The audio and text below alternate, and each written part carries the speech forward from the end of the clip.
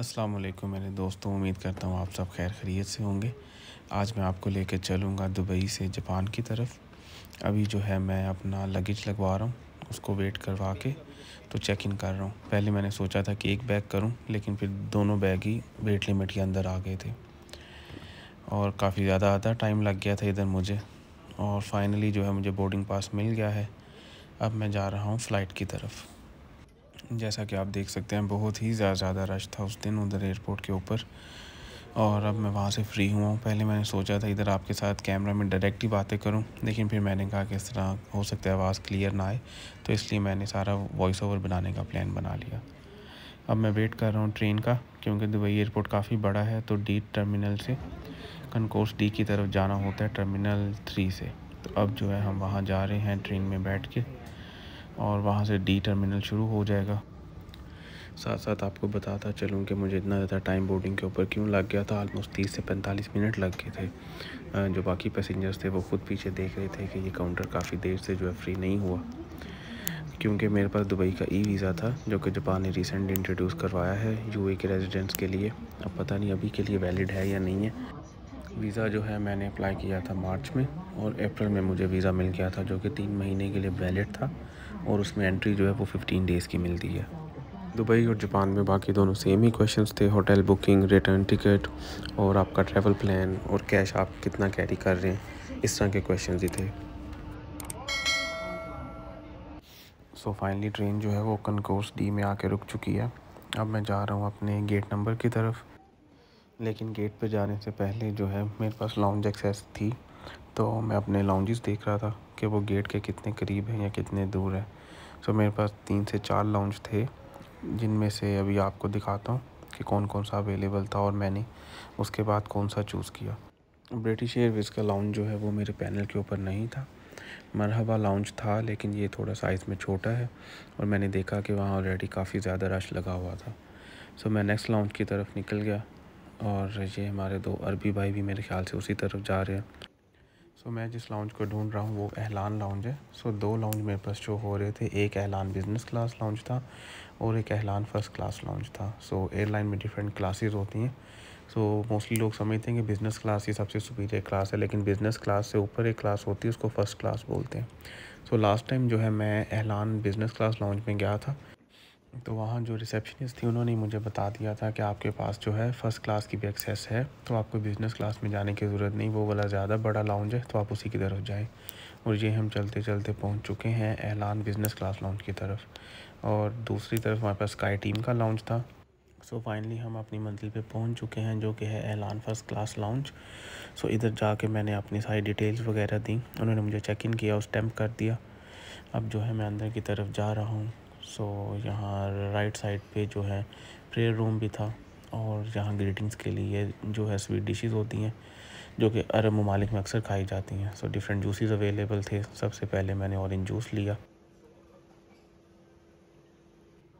इसके बाद मैं देखने लग गया किधर बैठूँ। सो मैंने खाना खाना था, तो मुझे ये जो है टेबल एरिया ही ज़्यादा सूट किया। सो इसलिए लैपटॉप बैग मैंने रख दिया अपने सामने और ख़ुद इधर बैठ गया। सामने जो है ऑलरेडी से बहुत सी आइटम्स मौजूद हैं जो कि हम ले सकते हैं, लेकिन मैंने सोचा कि ऑर्डर के ऊपर फ्रेश ही चीज़ बना ली जाए। सो मैंने उनको चिकन टिक्का रैप का बोला, और अब जो है मैं उसका वेट कर रहा हूँ। So finally the wait is over.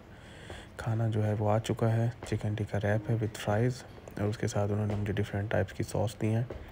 साथ मैंने सोचा कि पेप्सी का कैन जो है क्यों ना पिया जाए। और अब आप मुलाहिज़ा फरमा सकते हैं मुझे खाना नोश करते हुए।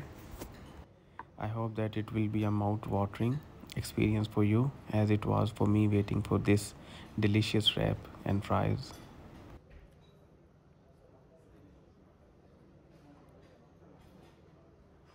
और ये थम्स अप शेफ़ के लिए।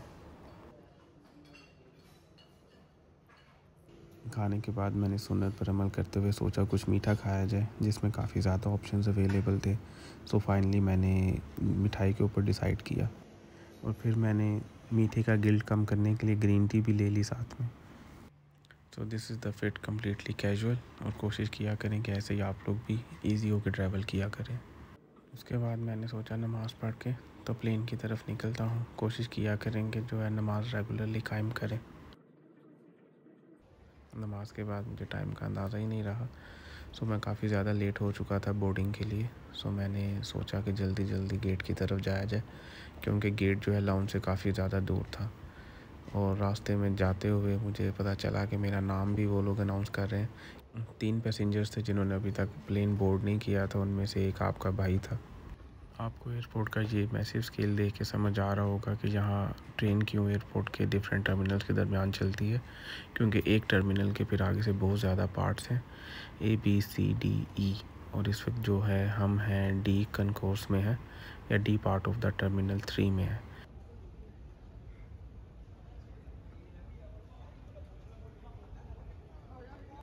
Finally going towards the plane, and you can see the huge aircraft of Saudi Airlines. And finally here there's some uncle also making a vlog.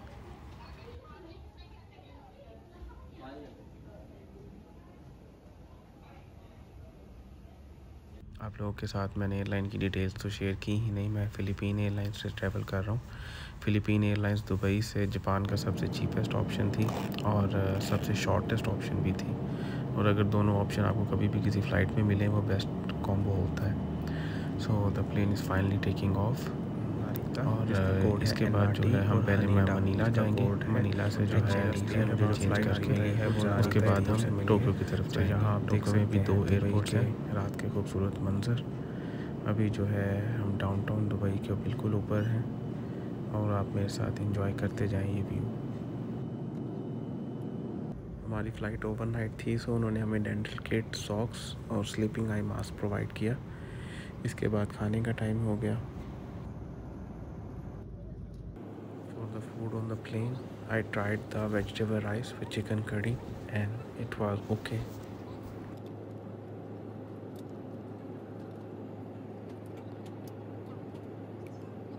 After that, just before going to sleep, I saw this baby and I started missing my kids. Mashallah, I have triplets and the baby resembled my daughter Meherma too much. After sleeping for 3 to 4 hours, I got up and I got the warm towel and just freshening up.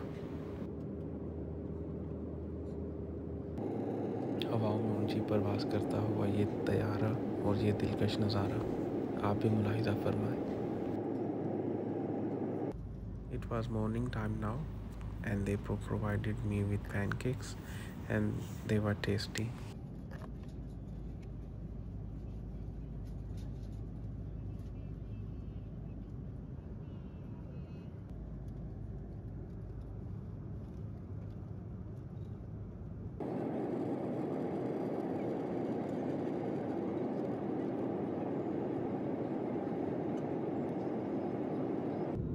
At last we are here at Manila, just about to land, and the view is amazing. I didn't know that it was such a populous and sprawling city.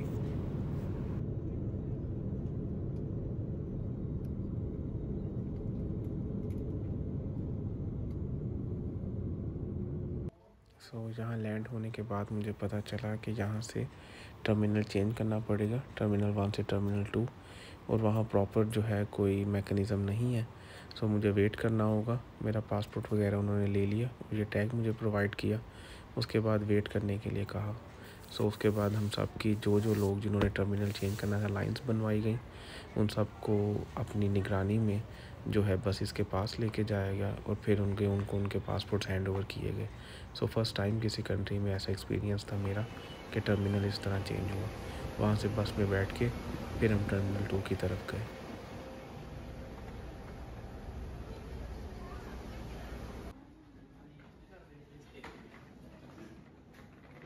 Manila airport पे almost 4 hours का stay था। उसके बाद finally got on the plane. अब बस take off का इंतज़ार है।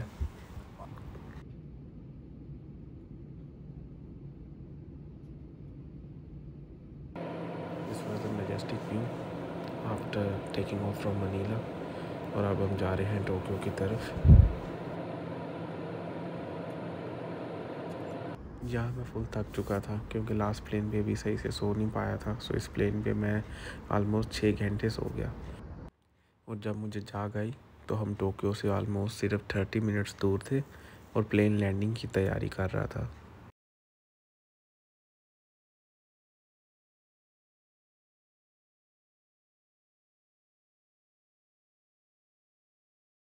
टोक्यो में जब हम लैंड हुए तो बहुत ही ज़बरदस्त किस्म की बारिश हो रही थी।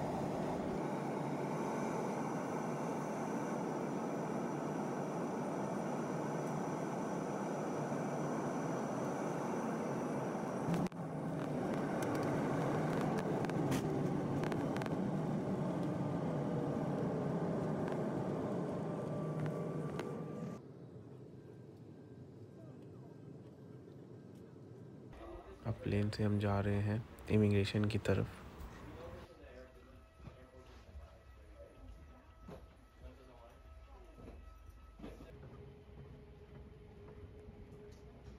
May be it was the time और समथिंग, लेकिन सरप्राइजिंगली एयरपोर्ट बहुत ज़्यादा खाली था, जो कि मैंने बिल्कुल एक्सपेक्ट नहीं किया था। मुझे लगा था कि जिस तरह टूरिस्ट सीज़न है तो काफ़ी ज़्यादा रश होगा।